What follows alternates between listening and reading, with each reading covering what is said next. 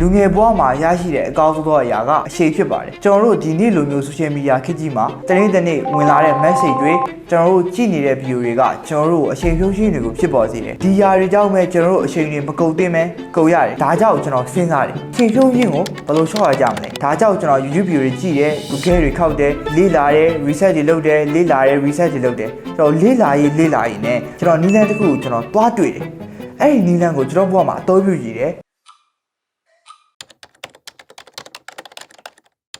ထူးဆန်းစွာနဲ့ပဲဒီနီးလန်းကကျွန်တော်ဘဝရဲ့အခြေစီမံခန့်ခွဲမှုမှာတော်တော်ကြီးတိုးတက်လာတာကိုတွေ့ရတယ်။ဒါကြောင့်ဒီနေ့မှာတော့ဒီနီးလန်းနဲ့တကယ်ကျွန်တော်ရဲ့ဘဝအခြေစီမံခန့်ခွဲမှုတိုးတက်အောင်ဘယ်လိုလုပ်မလဲဒီနီးလန်းကိုအသုံးပြုပြီးကျွန်တော်ရဲ့ဘဝအခြေစီမံခန့်ခွဲမှုတိုးတက်အောင်ဘယ်လိုလုပ်နေလဲတကယ်ကျွန်တော်ကဘယ်လိုလုပ်လို့ရမလဲဆိုတော့ပြောပြသွားမှာဖြစ်ပါတယ်။ဒီနီးလန်းကတော့ Pomodoro Technique လို့ခေါ်ပါတယ်။ဒီနီးလန်းကဘယ်လိုလုပ်လို့လဲ25မိနစ်အလုပ်လုပ်မယ်9မိနစ်နားမယ်25မိနစ်အလုပ်လုပ်မယ်9မိနစ်နားမယ်25မိနစ်9မိနစ်ကျွန်တော်4ချိန်ပြီးလို့ရှိရင်ကျွန်တော်မိနစ်30ကျွန်တော် break ရပါတယ်ဒီနည်းလမ်းကိုဘယ်လိုအသုံးပြုမလဲကိုကလုပ်စရာတစ်ခုရှိရယ်အဲ့လိုဆိုရင်ဖုန်းမှာရွေ့နိုင်ပါရဲ့ဖြစ်ဖြစ်25မိနစ်တိုင်မှာမှတ်လိုက်ပါအဲ့25မိနစ်အတွင်းမှာကျန်တဲ့အရာတွေကိုအာရုံမစိုက်ပဲနဲ့ကိုလုပ်တဲ့အလုပ်ကိုပဲအာရုံစိုက်ရမှာဖြစ်ပါတယ်ကျွန်တော်25မိနစ်ပြီးရင်တော့ကျွန်တော်9မိနစ် break ရမှာဖြစ်ပါတယ်9မိနစ် break အတွင်းမှာရေသွားတော့တာပဲဖြစ်ဖြစ်ကျွန်တော်လက်ချောက်တာပဲဖြစ်ဖြစ်ကျွန်တော်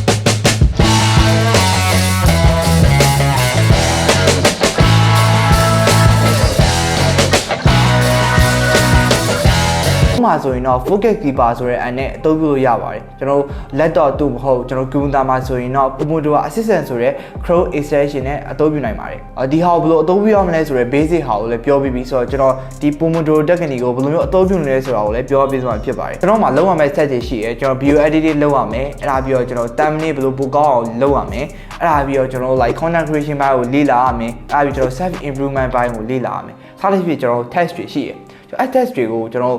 ပြောမယ်ဆိုရင်ကျွန်တော်ကဟိုတနာရီ2နာရီလောက်ထိမလေ့လာဘူးကျွန်တော်ကအဲ့ရာတွေကိုကျွန်တော်တစ်နေ့မှာကျွန်တော်25မိနစ်ပဲကျွန်တော်လေ့လာပါတယ်ပြောမယ်ဆိုကျွန်တော်တို့တနာရီလေ့လာမယ်ဆိုရင်ကျွန်တော်ရဲ့ brain ကမလေ့လာခြင်းဘာလို့လဲဆိုတော့ကျွန်တော်ရဲ့လူမှာပြကျွန်တော်ပြင်းတဲ့စိတ်ရှိတယ်အဲ့ဒါကြောင့်ကျွန်တော်ရဲ့ဟာကိုလှည့်စားပြီးတော့ကျွန်တော် okay 25မိနစ်ဆိုတော့ကျွန်တော်အများကြီးလည်းမဖြစ်တော့ဘူးအဲ့ဒါပြီးကျွန်တော်9မိနစ်နဲ့နားလို့ရမယ်စသဖြင့်ဒီဟာကိုကျွန်တော်လှည့်စားပြီးတော့25မိနစ်လုပ်တယ်ဒီ25မိနစ်လုပ်တာကကျွန်တော်ဘဝကိုပို့ပြီးတော့တိုးတက်သွားစေခဲ့တယ်ဒါကြောင့်ကျွန်တော် Chrome extension မှာကျွန်တော်25မိနစ်တိုင်မှမှတ်လိုက်တယ်ကျွန်တော် video editing လေ့လာမယ်ဆိုရင် video editing ကို25မိနစ်လေ့လာတယ်လေ့လာပြီးကျွန်တော်9မိနစ် break ရတယ်အဲ9မိနစ် break မှာကျွန်တော် relax ဖြစ်ခြင်းမဲ့အရာတွေလုပ်တယ်အဲ့ပြီးတော့ကျွန်တော်10မိနစ်ဘယ်လိုပိုကောက်အောင်လုပ်ရမလဲလေ့လာတယ်25မိနစ်လေ့လာတယ်ကျွန်တော်9မိနစ် break ယူတယ်အဲ့ပြီးကျွန်တော် self movement ဘိုင်းကိုလေ့လာတယ်25မိနစ်ကျွန်တော်လုပ်တယ်အဲ့ဒါပြီးကျွန်တော်9မိနစ်နားတယ်ကျွန်တော်အဲ့လိုမျိုးလုပ်ပြီးတော့ကျွန်တော်4ခါပြည့်လို့ရှိရင်ကျွန်တော်ကမိနစ်30နားပါတယ်ကျွန်တော်ပြောမယ်ဆိုရင်တခြားလူတွေအတွက်ကတော့ time management ကဘယ် technique တွေနဲ့အဆင်ပြေလဲတော့မသိဘူးကျွန်တော်ဘဝမှာတော့ Pomodoro technique ကကျွန်တော်ဘဝကိုတော်တော်ကြီးအဆင်ပြေတယ်အဲ့ဒါကျွန်တော်နှီးတဲ့အသုံးပြုနေတဲ့ကျွန်တော် technique တစ်ခု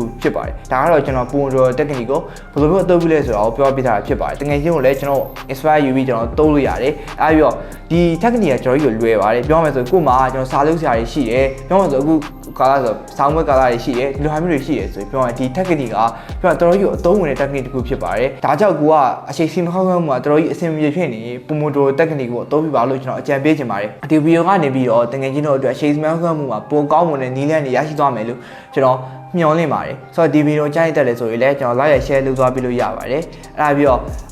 comment မှာလည်းဒီ technique နဲ့ပတ်သက်ပြီးဝင်ရောက်ဆွေးနွေးညှိခုံသွားနိုင်ပါတယ်ဆိုတော့ bye for now